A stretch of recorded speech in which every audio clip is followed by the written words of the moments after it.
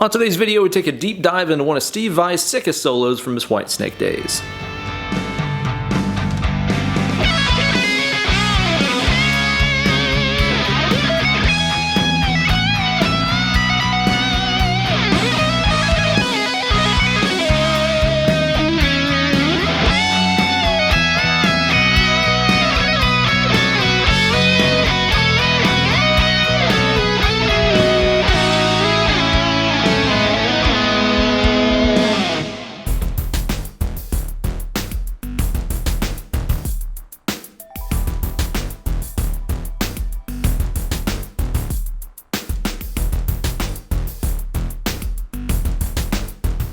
Hey there kids, it's your good buddy, Uncle Ben. Slip of the Tongue by Whitesnake is one of my favorite rock records ever. And I know it's not really like your traditional Whitesnake album, it's really more like a Steve Vai album with David Coverdale on vocals, but that's exactly why I like it. Steve's playing is on fire all over this record, and there's some really great rhythm guitar playing, as well as some killer solos like the one that we're talking about today from Now You're Gone. On today's lesson, I'm going to give you guys a note-by-note breakdown on how to play this thing, and we're also going to dig deep into some of the weird stuff going on with the harmonies towards the end of the solo. Now this is typically the part of the video where I tell you guys to support my channel over on my Patreon page, but that's not what we're doing today. There's more important matters at hand. As I film this, it is the season of giving, it's the holidays and stuff. And there is one dude among us who needs as much help as he can get. Please don't skip this, listen in, and help contribute. So if you guys are familiar with Steve Vai, you've no doubt seen those crazy swirl painted Ibanez gems and universes that he's played his whole career. Most notably the one on the cover of Passion and Warfare, which is like one of my favorite records ever. Those amazing swirl paint jobs were done by one guy, Darren Johansen of About Time Design. Darren just recently had a colossal setback. His entire studio burnt to the ground.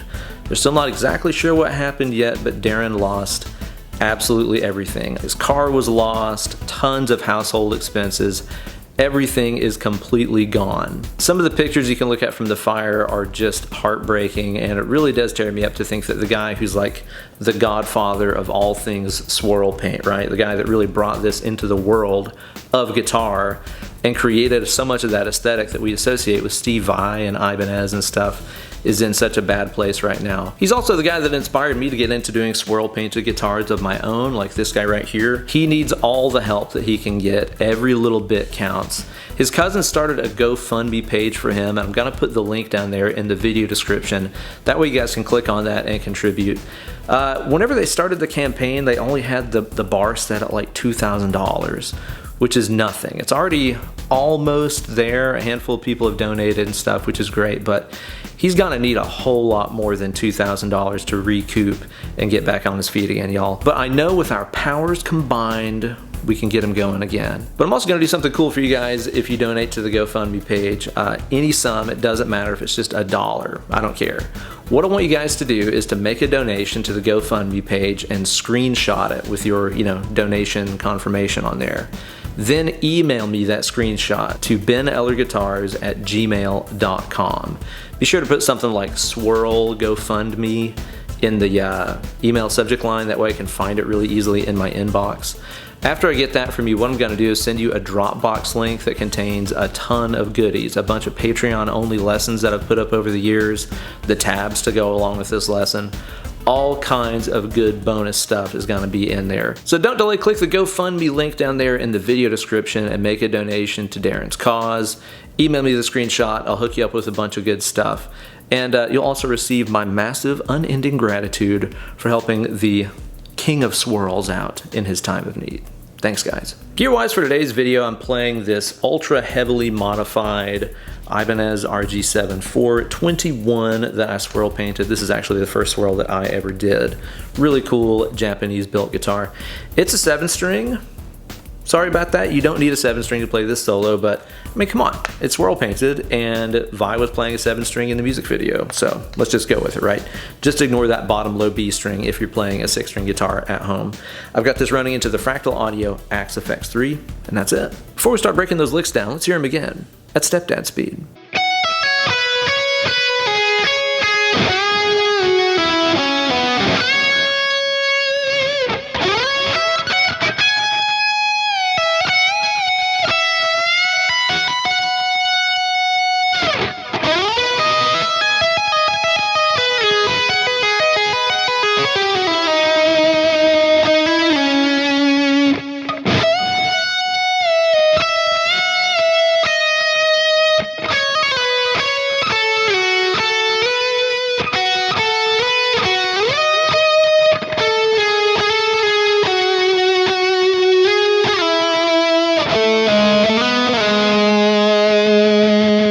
this solo is in the key of C sharp minor or E major, whatever floats your boat. And we're going to start off here with this pull-off lick in the C sharp minor pentatonic scale. It starts with this quick triplet across 3 notes on the high E string. Okay, so I'm kind of reaching up into the next position here.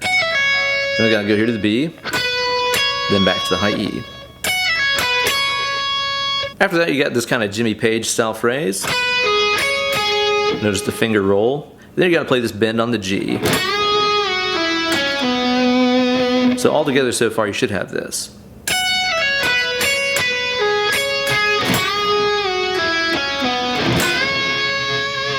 You'll notice at the very end of the lick, I capped that off by grabbing that 12th fret B, bending up a whole step to the root note C sharp.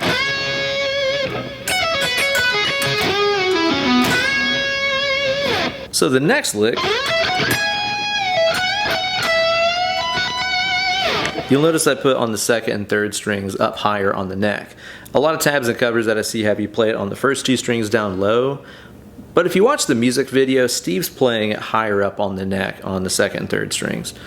You know, that being said, there's no live footage of I playing this, so who knows, but it sounds right to me too whenever you do those taps and stuff. It has like that sound of playing higher on the neck, so that's what I'm going with. Here's how it goes. Start off here by sliding up to the C sharp note with your middle finger on the G string. Go to the E note on the B string. Gonna walk it up. Pre-bend that note a whole step. Let it down. Pull it off. Go back to the note that you bent and give it a whole step bend up and down. Pre-bend. Bend. After this, you're gonna play the E note here. I'm gonna use my middle finger because I'm gonna bend it. Grab that guy and push it up a whole step. And then tap the 22 2 times in a row.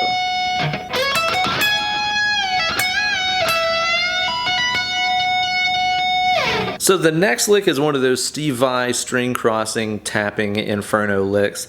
And I about went nuts trying to figure this thing out. The tabs that are floating around out there on like Ultimate Guitar and stuff, sorry, they are garbage. It has like taps up at 23 on the B string, which is not even in key.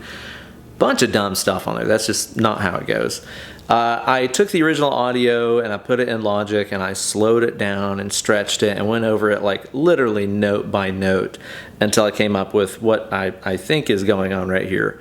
I know it's going to be a little bit weird sounding. I'll play it along with the slowed down audio a few times too because the groove here is really weird. I wish this was just like straight 16th notes or something like that, but it's not. It's really, really, really strange to play, and I think I'm doing the right positions, but I'm not gonna swear it to you. But it is the right notes. So let's go slow here and check this thing out.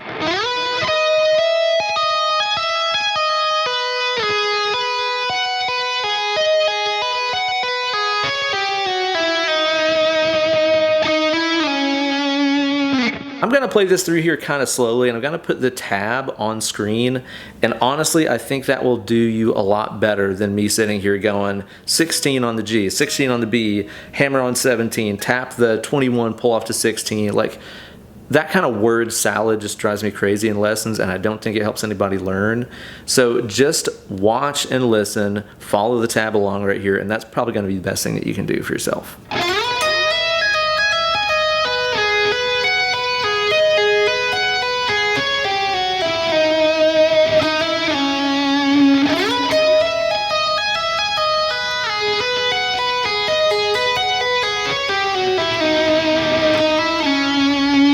And to help get the timing down perfect on that, what I'm going to do next is to go to room audio here, and I've got that lick set up on a loop and it's slowed way down on the original recording. I'm just going to play along with it a few times, that way you guys can hear it in flight and try to get your mitts around it. Again, it's weird. The starting and the ending point, that's kind of all that matters. Just mash down as many of these notes as you can in the meantime and try to follow along.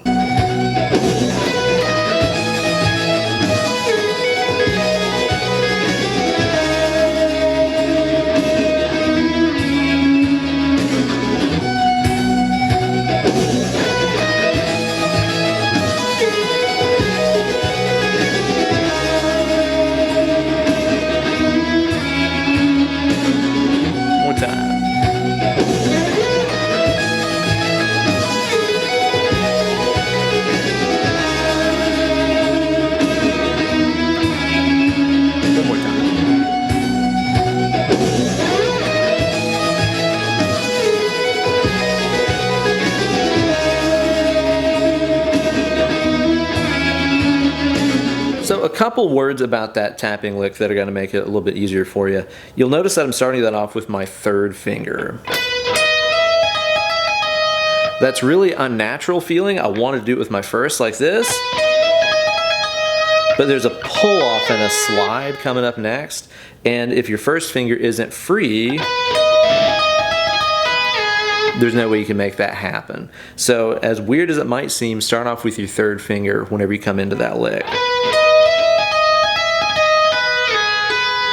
Now all that time when you're doing that pull off and slide and hammer on, this is when you should be finding frets number 19 and 16 on the B string with your eyes, okay? You can do these slides without really looking at them and let your eyes be finding the frets that we're going to be tapping for the next section of the lick. You always got to kind of divide and conquer whenever you've got both hands moving down the neck like that. So anytime that I can, I'll use an opportunity when my left hand is doing its thing to find where my right hand needs to be going. It's a total pain in the ass to play that lick, but take your time with it, listen really closely to the timing, and practice along, and you're going to get there in no time. Now we'll get to those harmony licks at the end, and this is where I'm going to be like, I'm kind of sure between the two parts that I have transcribed in the tab for you guys, all the notes are here. Which part is doing what? Like what notes guitar A is doing, what notes guitar B is doing. I'm not exactly sure. There might even be a third guitar in here. Vai is huge about layering tons of harmonies in really discreetly in a solo, so I think this is an example of that right there. The first part I'm going to show you guys here is what I would play if I was playing this by myself and I wanted to carry the melody as well as I could. And then I'll show you guys the harmony part too. And again, I'm guessing right here. If I had the isolated guitar stems, I could really be sure about it, but in that huge sounding mix with all those layers of guitars, I'm a little bit iffy on it. Again, the notes are right, but I'm not exactly sure which guitar is doing what. But here's the main part that I played in the intro of the video. We're going to start off here with the B string on fret number 17, doing a whole step bend.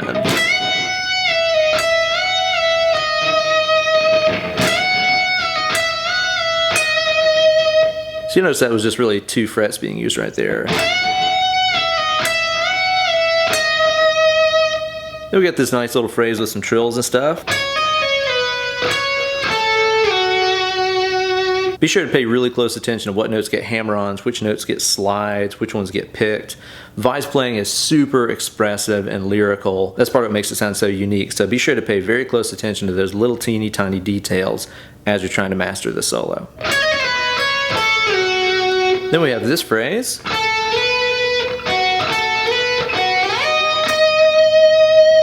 So far we should have this.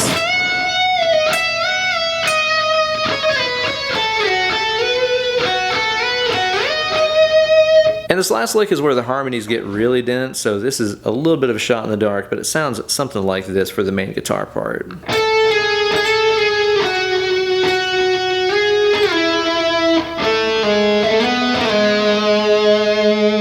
So altogether, the main guitar part's harmony section is going to sound like this.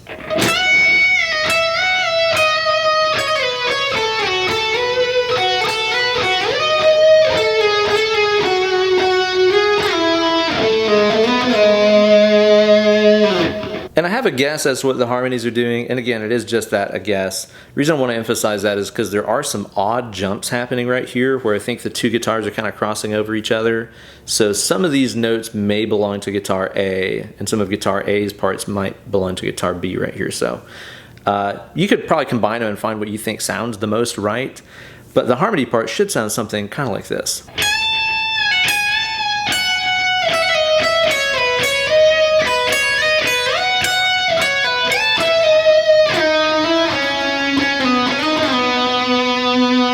Again, some big sonic leaks right here. I think that high A note might actually be a third guitar being overdubbed right there. I'm not really sure, but whenever I recorded those two sections together, it sounded a lot like the record. Let's go over here a little bit more slowly. Half step bend on G sharp to start. So again, kind of like what we did with guitar 1, it's really only 2 different frets being used. This guitar's little trill lick is going to go like this.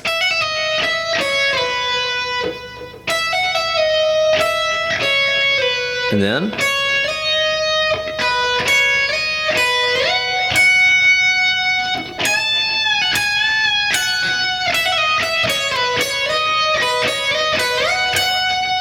then again, a weird guess. Okay. Then jumping all the way down the neck, which seems unlikely.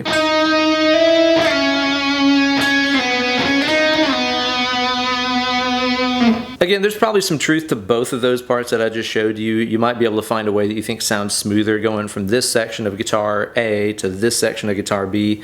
Just grab the tab and make up whatever you think sounds the best, but that's my best guess. Wish I had the stems to that thing. Anyway, that's the entire glorious guitar solo. Let's kind of go over it one more time here. Pentatonic Joy.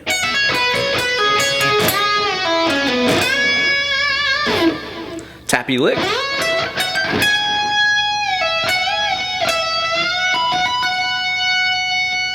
Completely bonkers tapping lick.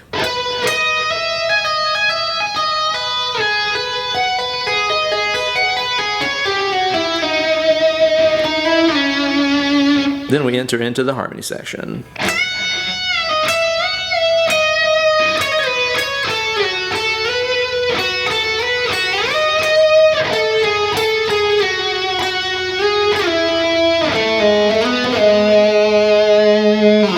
There you go, guys, a Vitastic classic for a good cause. Thank you guys so much for helping contribute to Darren's Relief Fund. If you haven't done that yet, be sure to click that GoFundMe link down there. Send me a picture of your screenshot and I'll hit you back with a Dropbox link that's just full of stuff, including the tabs to go along with this lesson right here. Thanks as always for watching and subscribing. Be sure to ring the bell for notifications every time I upload a new slice of fried gold. And if you want to help support my channel, be sure to do that over on my Patreon page at patreon.com/BenEllerGuitars, or you can buy yourself some Shred Till You're Undead merchandise. Makes a great holiday gift. Well guys, it's been fun as always, but now it's time to get away from the computer and go practice this awesome solo. Less clicking, more picking. Okay, so you're still here, cool. I want to tell you something really weird, because this is some crazy like Mandela effect stuff. I have had comments and messages from people for years asking what happened to my guitar swirl painting video. That never existed. There are seriously hundreds of people that vividly remember a video on my channel of me with like a big bucket like painting a guitar, showing you guys how to swirl paint. That didn't exist. That's never existed. I have never put a video of myself swirling a guitar up on YouTube, on Instagram, anything ever. But there are seriously hundreds of people that remember this. I think it's really weird and really fascinating, and I kind of want to like help contribute to the lore of that because it really weirds me out. So yeah, interesting stuff, huh? Weird, wild stuff.